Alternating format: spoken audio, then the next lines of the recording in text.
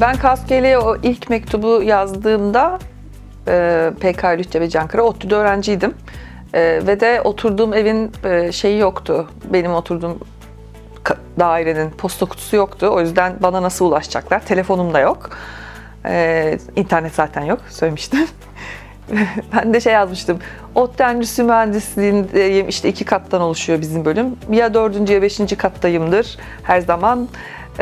ODTÜ'lü bir arkadaşınız varsa hani gelip beni orada bulabilir. İşte Çaycı abiye sorabilir. Çaycı abinin telefonunu verdim. Onu arayıp Yeşim'i isterseniz o beni bulur, çağırır telefona. Yani bana ulaşmaları için böyle bu tip şeyler yazmıştım. Yani çünkü bana başka türlü ulaşamayacaklar. Cep telefonu da yok. Tabii o mektup ellerine hiç geçmemiş, yanıt gelmedi de. Sonra tanışınca anladım ki ODTÜ'de zaten birileri yokmuş yani. Daha doğrusu varmış, bir arkadaş yüksek lisans yapıyordu o. O kadar. O da daha eski zamanlarında kaosum var. O yıllarında pek yoktu. Okulla da çok yüksek lisans yaptığı için lisans öğrencisi kadar okulla da bağlantılı değil. Dolayısıyla hani birilerini bulduğumu zannedip sokağa çıktığımda bayağı eşcinsel varmış. Hani bir sokağa baktığımda şöyle tanımadığım bir sürü insan eşcinselmişken ODTÜ'de hala yok. O senenin bahar şenliğinde Kaskeli'ye satmak için stand açtım. Ve o standı açınca ODTÜ'deki tek eşcinsel olmadığım ortaya çıktı. Birçok insan geldi benden dergi satın aldı ve hep sohbet ettik tabii. Bir süre sonra zaten o stand şeye dönüştü. Standın arkasında gün boyu bir çember var. Biz orada sohbet ediyoruz. Benim dergileri yan stand satıyor. Çünkü yani herkes ODTÜ'de kendini tek eşcinsel zannediyormuş. Ve öyle olmadığımızı görünce böyle kopmadık yani. Böyle birbirimizi bırakmak istemedik.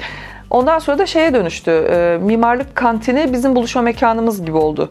Hani böyle bir etkinlik yapıyoruz gibi değil de günün hangi saatinde gidersen git orada bizden birileri bir masada oturuyor, muhabbet ediyor gibi. Hani eşcinseller nerede? Abi mimarlık kantinde takılıyorlar falan gibi bir durum oluştu. Ve de hani o onu tanıyor, o onu tanıyor filan ya da biz böyle ortaya çıkınca benim zaten tanıdığım başka insanlar bana açılmaya başladı. Ben bir kez saymıştım, oturup liste yapmıştım. 18 kişi falan bana açıldı. Yani ben zaten tanıyormuşum o insanları yıllardır. Ve ODTÜ'deki tek eşcinsel kendim zannediyorum. Ya işte karşı yurttan, yan odadan, takıldığım bir öğrenci kulübünden, bizim bölümün bir üst sınıftan falan böyle bir sürü insan gelip açıldı. Dolayısıyla şey gibi, kar topu gibi. Ondan sonra da biz hani bir şeyler mi yapsak okulda falan demeye başladık. Bu arada oldu, o standı açtım diye böyle bir görünürlük oldu ya, başka topluluklardan insanlar da bize gelmeye başladı. Bir siyaset bilimi öğrencisi LGBT hareketiyle ilgili bir tez ya da makale gibi bir şey yazıyormuş ve makalesini sunacak bir etkinlik yapacakmış. Geldi işte Murat vardı, işte Murat da bana dedi, hani siz de gelip Türkiye'yi anlatır mısınız o etkinlikte? Benim için ben çok giderdim okuldaki etkinliklere ama hiç cesaret edip söz alıp bir yorum yapamazdım, bir soru soramazdım. Yani benim için ya bir konuşmacı olacağım birden. Yani böyle hiç topluluk içinde konuşma denemeleri yapmadan birden konuşmacı pozisyonuyla o işe girmiş oldum. O mesela ya hayal bile edemeyeceğim bir şey. Yani çok büyük bir hayalim topluluk içinde konuşmak ama asla olabileceğini düşünmüyordum ve bir konuşmacı oldum bir söyleşide. İnsanlar ciddiye aldılar, geldiler, sonra tartıştılar, sorular sordular falan. İkincisinde biz etkinliği kurduktan sonra yaptığımız bir şey. Yani o benim ODTÜ'deki son senemde yani keşke bütün yıllarını öyle yaşamış olsaydım ama o son seneyi en azından o şekilde aktif ve sosyal bir şekilde geçirmiş olmak beni çok mutlu ediyor hayatımda.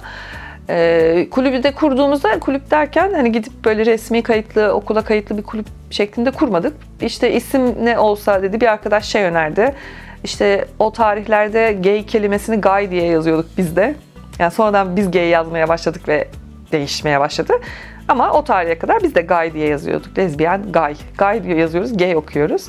Lezbiyen, gay topluluğu baş harflerini yaptığında L, G, TO yapıyor. Ve yani ODTÜ'de de öğrenci kulüplerinin sonunda topluluk denir. Yani işte dağcılık topluluğu, edebiyat topluluğu gibi. Dolayısıyla topluluk. Legato da müzik teriminde notaları birbirine birleştirme anlamına gelmiş. Yani böyle çok güzel bir arkasında güzel hikayesi olan bir isim. Bir arkadaşımız onu önerdi. Çok grupta kabul gördü. Legato ismi çıktı böylece.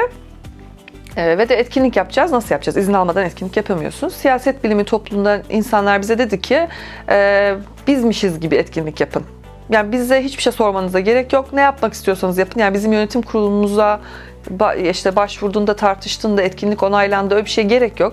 Siz bizim adımızı istediğiniz gibi kullanabilirsiniz. Böyle bir şey dediler. Dolayısıyla biz etkinlik yapıp başvururken de işte siyaset bilimi topluluğu gibi başvuruyorduk.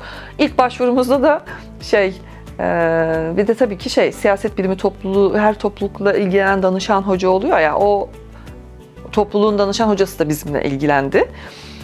Siyaset bilimi başvurmuş ve eşcinsellik ve toplum mu, öyle bir başlıkta etkinlik yapmak istiyor diye ona soruyorlar tabii.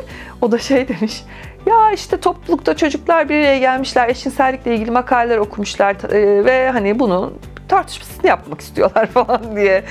Yani heteroseksüeller eşcinselliği tartışıyor gibi bir şey yapmaya çalışmış. O onaydan sorumlu çalışan da yönetici ya da ünvan ne bilmiyorum, izin vermek istememiş.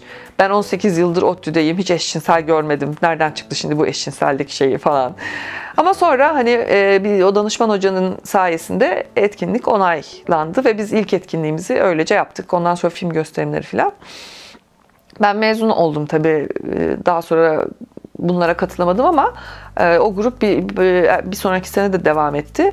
Sonra genel üniversite kulüplerinin genel yaşadığı şeye dönüştü. Yani bazen bazı yıllarda bir ekip oluşuveriyor ve çok güzel etkinlikler yapıyor. Sonra bazı yıllarda öyle bir kulüp ya da topluluk hiç yokmuş gibi oluyor. Kopuyor yani tarih. ODTÜ'deki de öyle hayatına devam etti.